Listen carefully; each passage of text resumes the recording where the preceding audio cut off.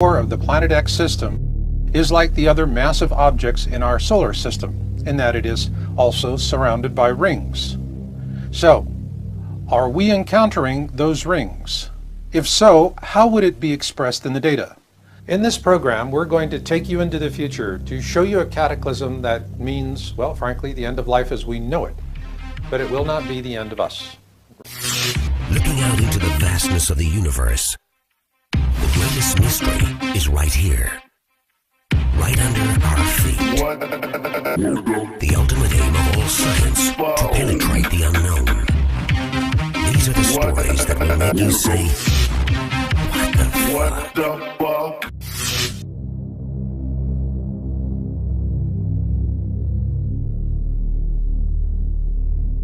Humanity has a long journey ahead of it, and this is just going to be one waypoint along the path. But as with all journeys, they do have a beginning, and that beginning for us is that first dawn of awareness about what is to come. And for that, we go to the past. In the first program in the Planet X 101 series, Who, What, When, Where, Why, and How, we explained how the search for Planet X first began in 1781.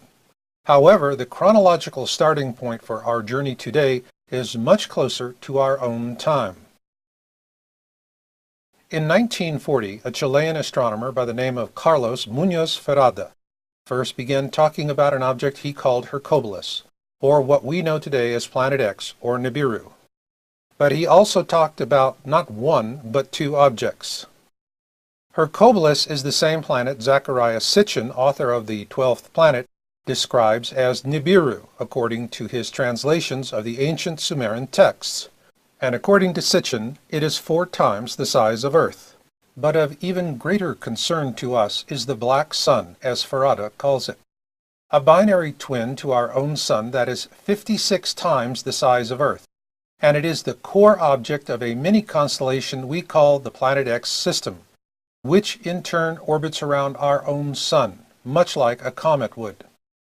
Therefore, Ferrada is the pivotal figure in this program because he was the first professional astronomer to talk about the Planet X system, as we call it, back in 1940. The small sun he referred to as the black sun is actually a brown dwarf star known to present-day astronomers as Nemesis. Brown dwarfs are small protostars that lack the mass to sustain hydrogen fusion like Sol. Consequently, they are very dark stars and extremely difficult to find. It is why they're also referred to as failed stars. In fact, the existence of brown dwarf stars wasn't theorized until the 1960s, and back then, they were initially called black dwarfs. Consequently, it wasn't until 1988 before the first brown dwarf was discovered. And as of 2012, over 1,800 of these brown dwarf stars have been discovered. We know them today as brown dwarfs thanks to American astronomer Jill Tarter, who first coined the term in 1975. It's interesting to note that the protagonist, Ellie Arroway, played by Jodie Foster, was based on Tarter's astronomical work. The modern hunt for Planet X began with the deep space probes Pioneer 10 launched in 1972 and Pioneer 11 launched in 1973.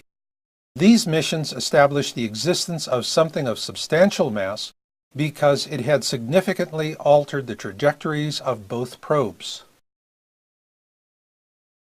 In 1983, the infrared astronomical satellite, IRAS, was launched to image that mass.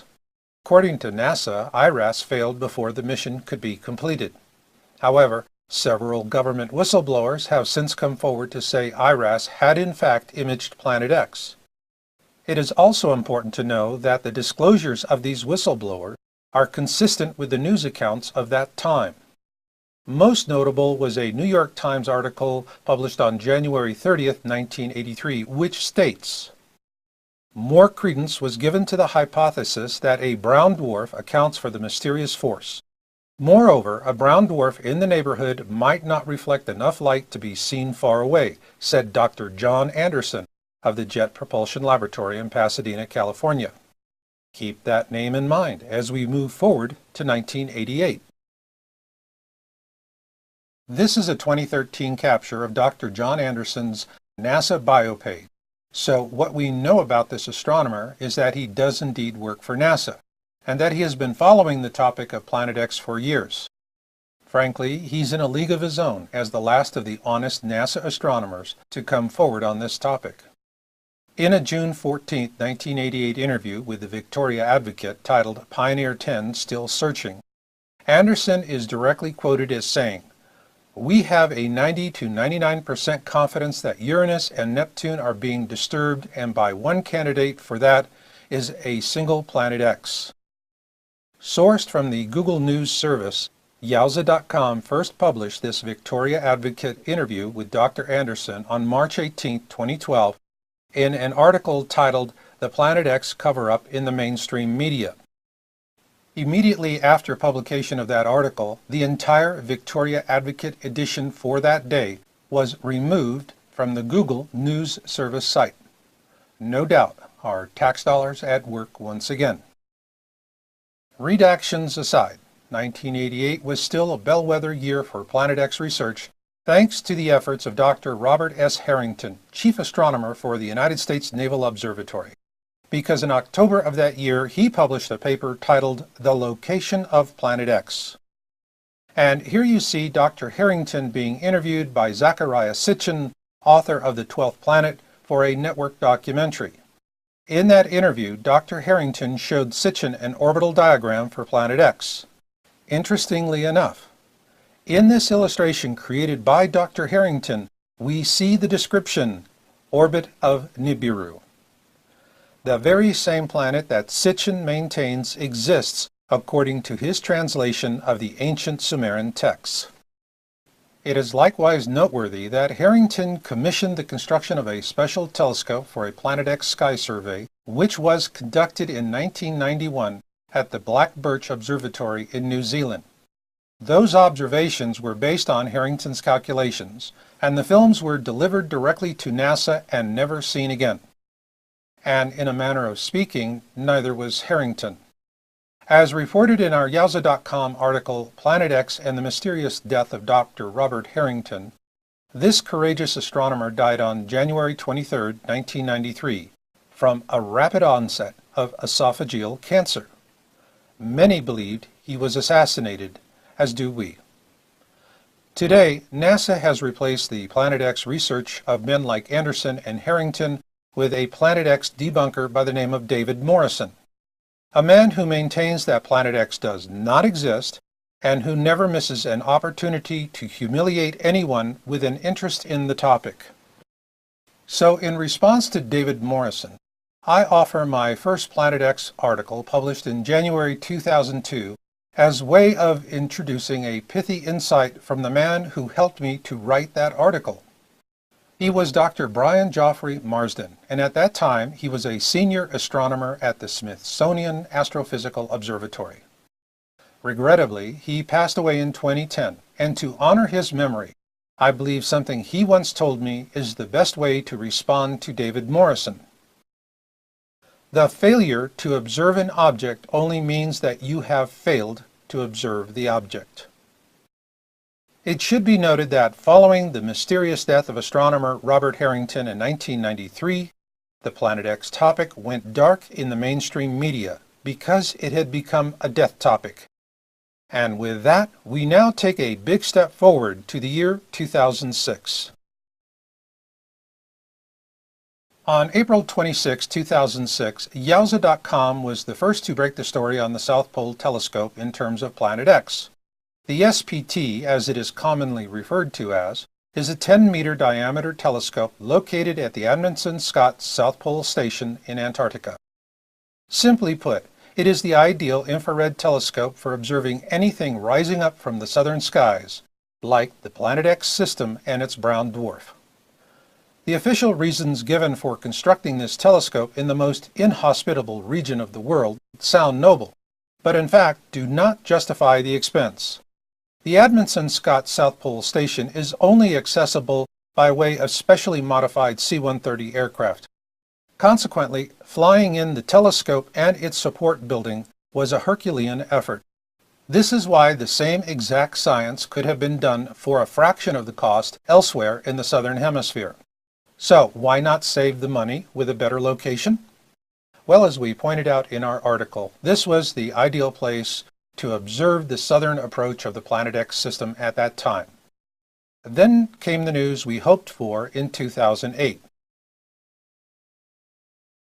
A whistleblower posted Planet X images taken with the SPT on YouTube under the name Nibiru Shock 2012.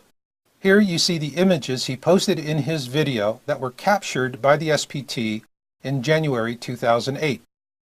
What is clearly obvious here is that we are looking at a mini constellation and not a single object. So let's take an enhanced look at these images. What we see is the strong infrared signature of a brown dwarf star, and between 5 to 7 planets in orbit around it, depending on how you define a planet. In this close-up provided by Nibiru Shock 2012, he also points out that the brown dwarf has a tail. This can be attributed to the fact that Nemesis, the brown dwarf seen here in the center of the image, is surrounded by a massive dust disk. Ergo, if we could actually see this brown dwarf in space, it would likely look something similar to this animation. The problem this presents for us here on Earth is that at some point in the future we will pass through this dust disk, if we're not already doing so. In addition to the January 2008 images provided by Nibiru Shock 2012, a second whistleblower came forward in May of that year with another SPT image. This second whistleblower named his SPT source in the video, and the government removed it within hours after it was up. With this in mind, we have redacted that information so that for the first time you can see what his source provided him. And this brings us to the final step in our pole shift chronology. On February 11, 2013, we published our YouTube video titled Object of Interest as Seen from the Turrialba Volcano. Using surveillance camera images captured from the Turrialba volcano, we began ongoing observations of an object I initially dubbed Bluebonnet on January 7th of that year. The site for this surveillance camera is on the 10th parallel and at an altitude of approximately 11,000 feet with a clear view to the southwest.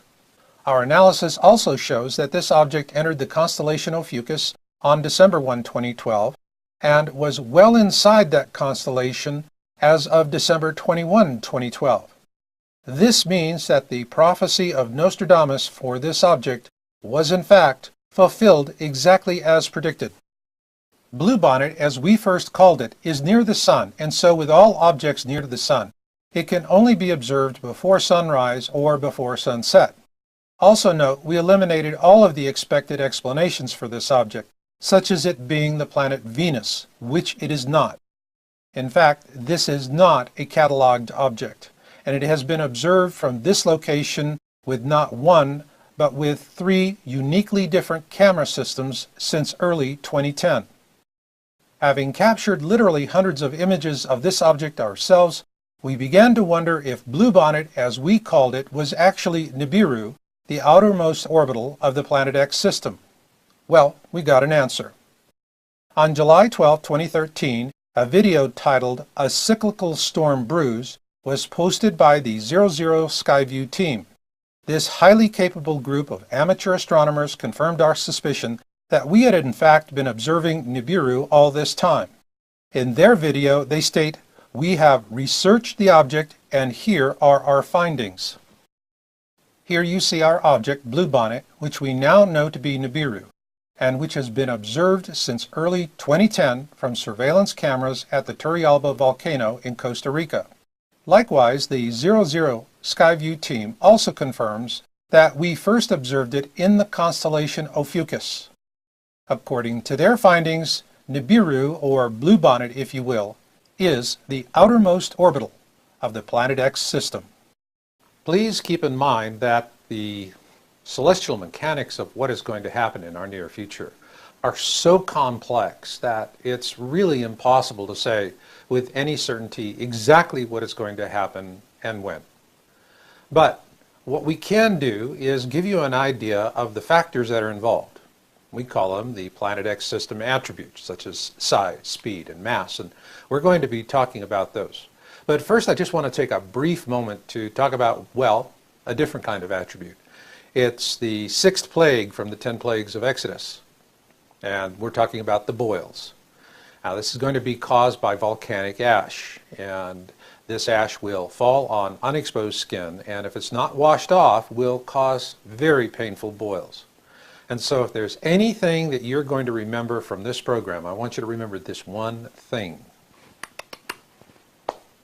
When you get the ash on your body, wash it off. If you don't have water, use fresh dirt or clay, but wash it off. And now let's take a look at those attributes.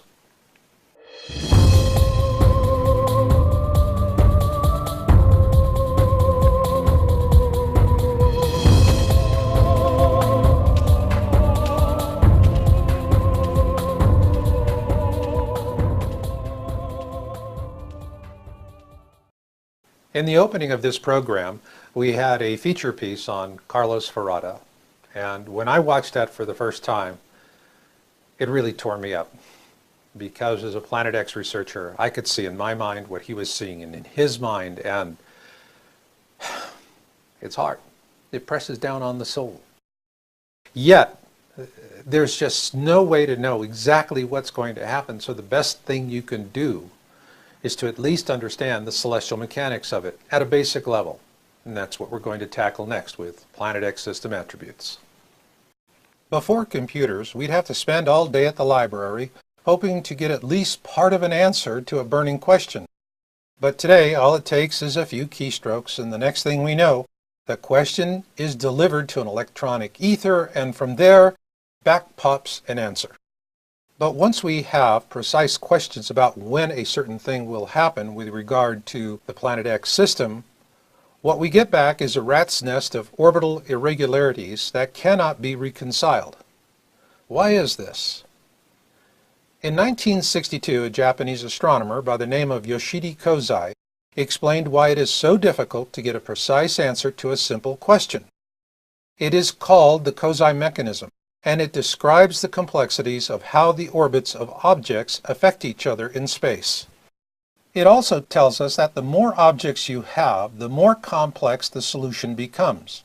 And in the case of a Planet X system flyby, there is simply not enough computing power on the surface of the Earth to give a precise answer to a simple question. But beneath the surface of the Earth, such power may exist. It was recently announced that IBM has developed what are called fluidic computers, and they mimic the brain's design with liquid-based transistors suspended in an ionic liquid that acts much like the neurons in our brains. While we're only hearing about the civilian applications today, for the last decade our government has been using several of these fluidic computers in underground facilities, and their computing power is simply awesome. To understand the power of just one fluidic computer, let's begin with a supercomputer such as those used by governments and universities today. Keeping this supercomputer in mind, imagine that you could multiply its numbers by 100 times to create a computing cloud of 100 supercomputers, all working together to process the same data. Then multiply that cloud of 100 supercomputers 100 times, and what you'll have is the computational power of just one fluidic computer. Is that enough computing power to unsnarl a rat's nest of Kozai mechanism orbital solutions? Only our government has the answer to that question, and as we know, they do not share well with others. Nonetheless, we humans have amazing computational skills because we have the ability to tap into cosmic consciousness, a powerful source that dwarfs anything possible, even with fluidic computers. Two such men who have tapped into the power of this cosmic consciousness are astronomer Carlos Ferrada and Edgar Cayce, the sleeping prophet. Like Edgar Cayce, Ferrada had a special gift. He could enter into trance when he was researching, and while in this state, he could write and draw the cosmic knowledge he received. It is how he developed his theory of geodynamics, which is based on the attractions of heavenly bodies, large explosions in the sun, and the cycles of geophysical disturbances. It is also why, when I see Farada's deep sadness, that it cuts me like a knife, because I know he has seen with cosmic clarity the coming flyby of Hercules and the Black Star, and it is not a wondrous thing to behold. Rather, it is horrifying. And with that, let's begin a simple overview of what we call the Planet X system attributes, beginning with speed. According to Zecharia Sitchin, the word Nibiru means the planet of crossing, and according to Farada, its speed when it's at its closest distance to Nemesis is 92 kilometers a second. Farada also tells us that when it is at its closest distance to our Sun, it is traveling at a speed of 76 kilometers a second. But what is really interesting is that while it is on the long legs of its journey, so to speak, Nibiru is traveling at a whopping speed of 300 kilometers a second. In terms of complexity, this makes the Planet X system a quasi mechanism poster child on steroids. No wonder our government is spending vast sums of money on underground fluidic computers. Meanwhile, what will those of us on the surface see as Nibiru moves along its orbital path? Well, that depends if it's coming or going in its orbit relative to us. Astronomers use the term blue shift to describe what we're seeing when an object is coming towards us. With blue shift, the light waves are compressed, and so the object appears bluish to us. Conversely, when an object is going away from you, it appears reddish because the light waves become elongated. Ergo, when it's coming at us, it's blue, and when it's going away, it's red. In this January 23, 2014 image of Nibiru, captured with the third camera system installed at the Turrialba volcano in Costa Rica, one cannot help but wonder if we are seeing Nibiru turning back in its orbit around Nemesis. No doubt we will see more cycles of blue shift and red shift before this flyby of the Planet X system through the core of our own inner system is over, which also explains the ancient Hopi prophecy called the Blue Kachina prophecy.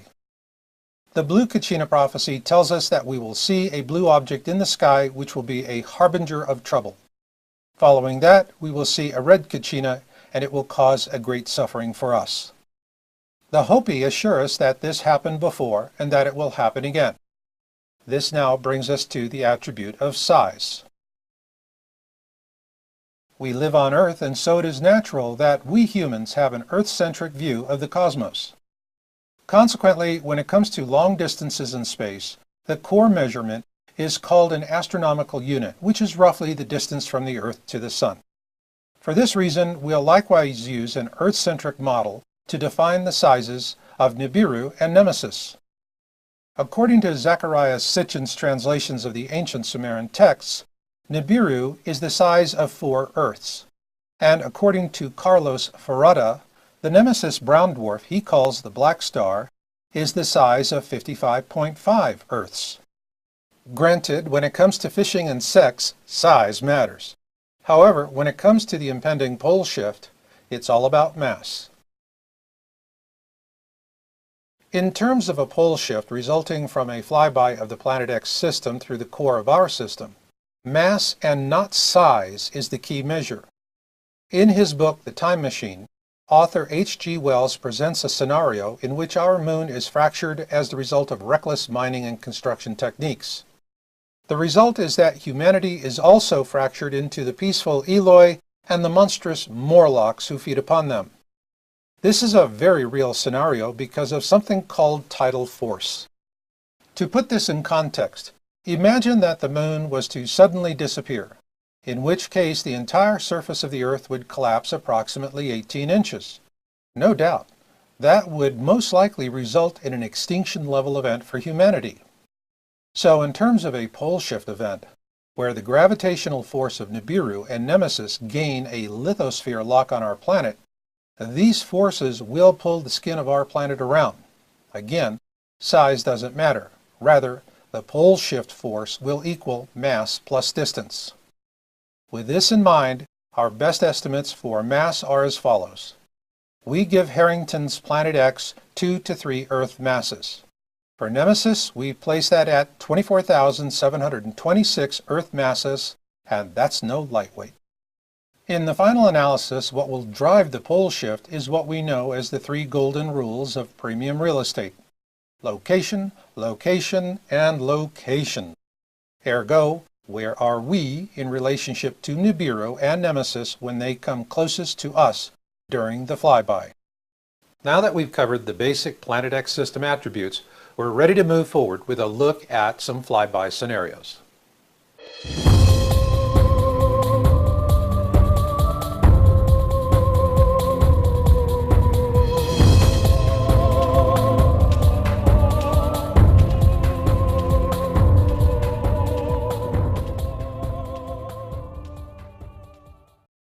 Next up, we're going to present three different Planet X system flyby scenarios.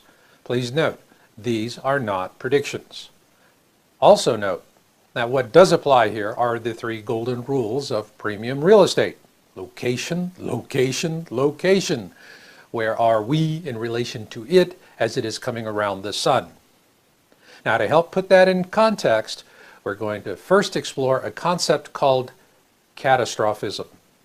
In my book, Crossing the Cusp, Surviving the Edgar Cayce Pole Shift, I present an explanation of how life evolved on this planet. It's called catastrophism, and it predates what we currently teach, which is Darwinism. Like creationism, catastrophism tells us that the cycle of evolution goes through long periods of quiescence, punctuated by brief moments of extreme violence which reorder life on the planet. Catastrophism, like Darwinism, is based on data, whereas creationism is based on belief. Therefore, there are no arbitrary time frames. This is because Darwinism and catastrophism are based on a deep time understanding of the evolution of life on our planet. And what we are about to encounter will be one of those brief moments of extreme violence that reorders life on our planet. But in our first scenario, we're just not going to reorder life on a planet, we're going to destroy it. Phaeton is a hypothetical planet. What happened to Phaeton was a catastrophic event that tore the planet apart, sending its fragments flying out into space. These fragments then became the asteroid belt that now exists between the orbits of Mars and Jupiter. So, our first Planet X system flyby scenario will be a Phaeton event. Here we see Earth on the opposite side of the Sun, but poor Phaeton is a bone to be chewed as Nibiru and Nemesis close in on it. This, we postulate, was the destructive force that tore poor Phaeton apart. Visitors who take the Universal Studios tour of the Red Sea scene from the movie, The Ten Commandments, are given a great insight to a real feat of cinema magic.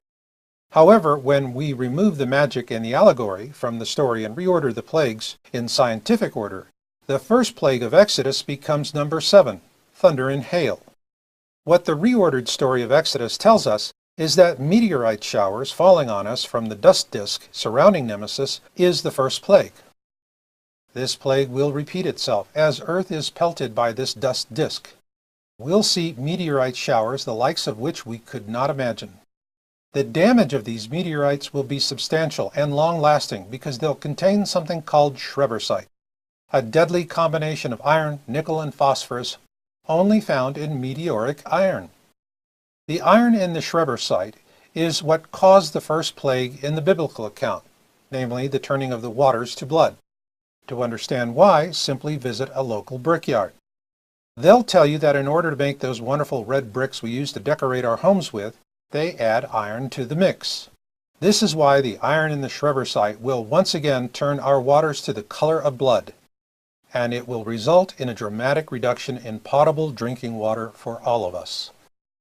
Meanwhile, the phosphorus in the schrebersite, plus warmer surface temperatures, such as those we're already seeing these days, will trigger huge blooms of blue-green algae. These algae blooms will generate vast amounts of microcystin, which is highly toxic and can kill plants, animals, and humans. And here in our illustration of the Exodus scenario, we find Earth on the opposite side of the Sun, just as it was during the Phaeton event scenario, with one notable exception. This time, there is no Phaeton. So, what we've seen with these first two scenarios is that Earth was fortunate enough to be on the other side of the Sun during this final stage of the Planet X system flyby. So, what happens if we are not so lucky the next time. In a 2008 Project Camelot interview, government whistleblower Bob Dean announced that our worst fears would be realized during this coming flyby. That Earth would be on the wrong side of the Sun as the Planet X system began its downward track back into the furthest reaches of our solar system. No doubt astronomer Carlos Ferrada saw this as well when he predicted that during this coming flyby, Nibiru will come within 14 million kilometers of the Earth. Consequently, the pole shift, as envisioned by Carlos Ferrada and predicted by Edgar Cayce, will happen for the very reason given by whistleblower Bob Dean. That Earth is just simply going to be at the wrong place and at the wrong time, and so it will be a real tribulation for humankind. First will come increased seismicity, which is already happening, followed by increased volcanism, which also is already happening. Then there will be the deep impact events that many of our modern astronomers and scientists are warning us about, and then will come the tidal forces of Nibiru and Nemesis as they gain a lithosphere lock on Earth. Then they'll pull the skin of our planet around. So now the big question is, will the pole shift happen in our lifetime? Well, the government knows for certain because they've got the fluidic computers. But, as the old saying goes, they don't share well with others. The best we can do in the meantime is, well, take our best shot. You decide.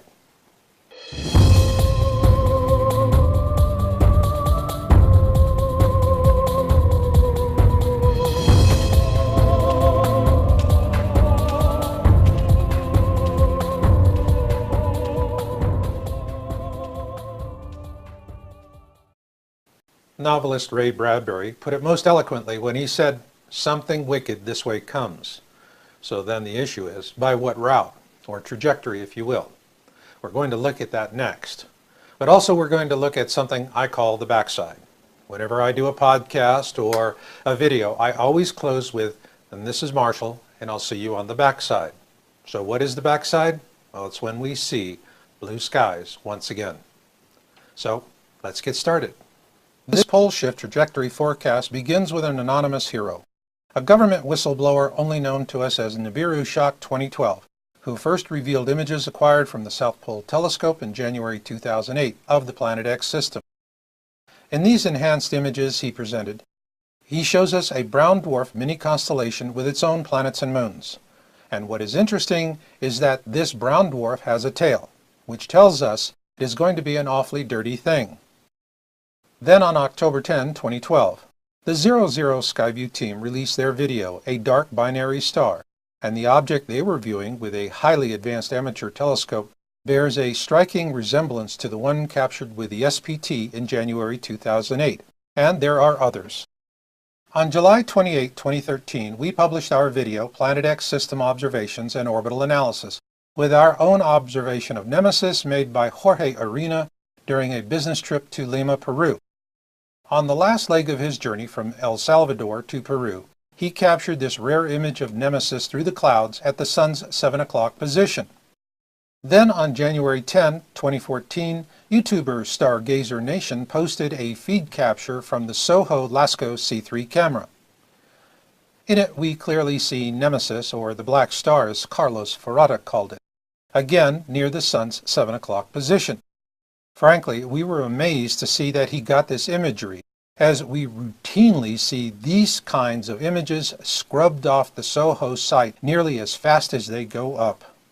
But like they say, the early bird gets the worm, and so our hats are off to Stargazer Nation for a brilliant piece of citizen journalism. He nailed it. The Nemesis brown dwarf star is the smaller companion to our own Sol, and like Sol, Nemesis has its own planets as well. Of particular interest to us is its outermost planet, Nibiru. We first reported our observations of Nibiru on February 11, 2013, with our video, Object of Interest as Seen from the Turrialba Volcano. Our observation efforts began in mid-December 2012 with an email from an expatriate who lives at the base of the volcano. We subsequently began observing this object on January 5, 2013, which I initially named Bluebonnet. We tracked it from a surveillance camera at the top of a Costa Rican volcano located 10 degrees north with a clear view to the southwest, called Turrialba.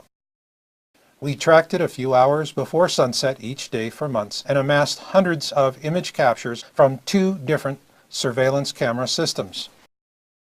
Early on, we suspected it was Nibiru, and on July 12, 2013, the 00 Skyview team posted a video titled "A Cyclical Storm Brews," confirming our suspicions.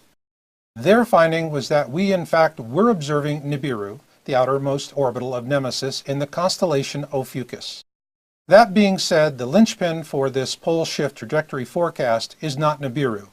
Rather, it can only be one object, Nemesis.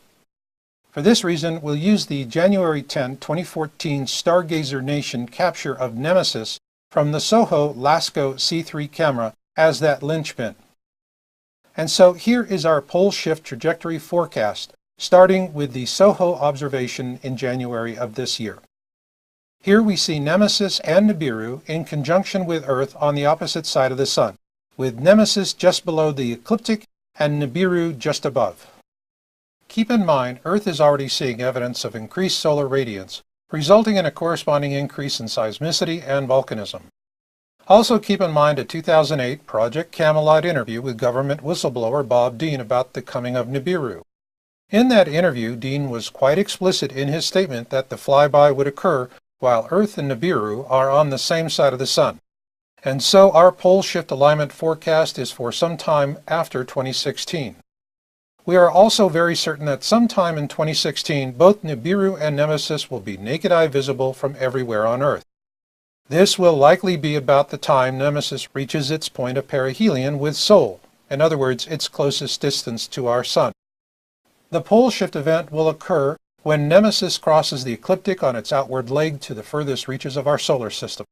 At this point, both Nemesis and Nibiru will be in opposition to Earth, and that is when their combined tidal forces will gain a purchase on the lithosphere of our planet, thereby causing a pole shift in which every major body of water will come out of its basin. During this time, we will see both Nemesis and Nibiru, and our planet will also be pelted by the Nemesis dust disk. Also, there will be catastrophic interactions between our Sun and both Nemesis and Nibiru, resulting in catastrophic solar storms, which will scorch the surface of our planet. This will be a time when we need to take refuge below ground. Likewise, there will be terrible impact events all throughout this flyby, and these will leave lasting scars on the land and turn our summers into long winters. But worse yet will be the earthquakes created by this solar onslaught and the ensuing volcanism. And for those living along the coastlines, death will befall them with brutal walls of hydraulic sandpaper, grinding them apart.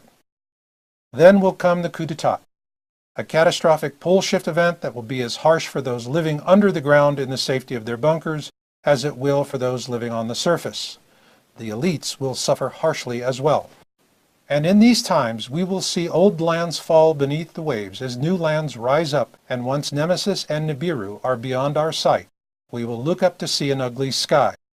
But remember, this too shall pass, and in the fullness of time, this ugliness will fade away from human existence as we enter what I call the backside, a time when we see blue skies once again. And as those who survive this flyby start to sort themselves out, Mother Nature will wash clean these new lands with powerful rains, and in time, life will come to the barren wastes. Then in the fullness of time, our planet will once again become a verdant paradise, lush and green.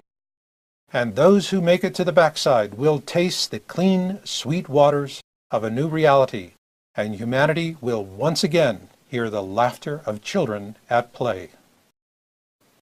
And who will be the ones to survive and to make it to the backside, to see those beautiful blue skies once again?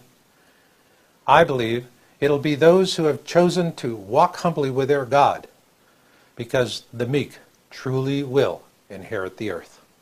And I'll leave it on that note. So until the next time we meet, remember Marshall's motto: destiny comes to those who listen, and fate finds the rest. So learn what you can learn, do what you can do, and never give up hope. This is Marshall, and I'll catch you on the backside. Let's assume that the brown dwarf at the core of the Planet X system is like the other massive objects in our solar system, in that it is also surrounded by rings. So, are we encountering those rings? If so, how would it be expressed in the data?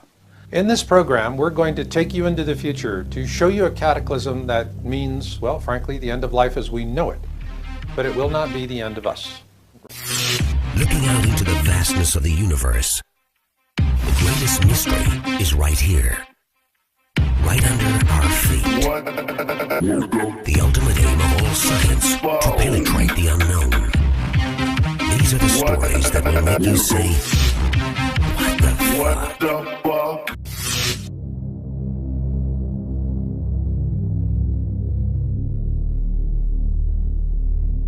Humanity has a long journey ahead of it, and this is just going to be one waypoint along the path. But as with all journeys, they do have a beginning, and that beginning for us is that first dawn of awareness about what is to come. And for that, we go to the past. In the first program in the Planet X 101 series, Who, What, When, Where, Why, and How, we explained how the search for Planet X first began in 1781. However, the chronological starting point for our journey today is much closer to our own time. In 1940, a Chilean astronomer by the name of Carlos Muñoz Ferrada first began talking about an object he called Hercules, or what we know today as Planet X, or Nibiru. But he also talked about not one, but two objects. Hercules is the same planet Zecharia Sitchin, author of The 12th Planet, describes as Nibiru, according to his translations of the ancient Sumerian texts. And according to Sitchin, it is 4 times the size of Earth. But of even greater concern to us is the black sun, as Ferrada calls it. A binary twin to our own sun that is 56 times the size of Earth. And it is the core object of a mini-constellation we call the Planet X system, which in turn orbits around our own sun, much like a comet would. Therefore, Ferrada is the pivotal figure in this program because he was the first professional astronomer to talk about the Planet X system, as we call it, back in 1940. The small sun he referred to as the black sun is actually a brown dwarf star known to present-day astronomers as Nemesis. Brown dwarfs are small protostars that lack the mass to sustain hydrogen fusion like Sol. Consequently, they are very dark stars and extremely difficult to find. It is why they're also referred to as failed stars. In fact, the existence of brown dwarf stars wasn't theorized until the 1960s, and back then, they were initially called black dwarfs. Consequently, it wasn't until 1988 before the first brown dwarf was discovered. And as of 2012, over 1,800 of these brown dwarf stars have been discovered. We know them today as brown dwarfs thanks to American astronomer Jill Tarter, who first coined the term in 1975. It's interesting to note that the protagonist, Ellie Arroway, played by Jodie Foster, was based on Tarter's astronomical work. The modern hunt for Planet X began with the deep space probes Pioneer 10 launched in 1972 and Pioneer 11 launched in 1973. These missions established the existence of something of substantial mass because it had significantly altered the trajectories of both probes. In 1983, the infrared astronomical satellite, IRAS, was launched to image that mass. According to NASA, IRAS failed before the mission could be completed. However, several government whistleblowers have since come forward to say IRAS had in fact imaged Planet X. It is also important to know that the disclosures of these whistleblowers are consistent with the news accounts of that time. Most notable was a New York Times article published on January 30th, 1983, which states, "More credence was given to the hypothesis that a brown dwarf accounts for the mysterious force. Moreover, a brown dwarf in the neighborhood might not reflect enough light to be seen far away," said Dr. John Anderson of the Jet Propulsion Laboratory in Pasadena, California. Keep that name in mind as we move forward to 1988. This is a 2013 capture of Dr. John Anderson's NASA bio page. So what we know about this astronomer is that he does indeed work for NASA. and that he has been following the topic of Planet X for years. Frankly, he's in a league of his own as the last of the honest NASA astronomers to come forward on this topic. In a June 14, 1988 interview with the Victoria Advocate titled Pioneer 10 Still Searching, Anderson is directly quoted as saying, "We have a 90 to 99% confidence that Uranus and Neptune are being disturbed, and by one candidate for that is a single Planet X." Sourced from the Google News Service, Yowza.com first published this Victoria Advocate interview with Dr. Anderson on March 18, 2012, in an article titled "The Planet X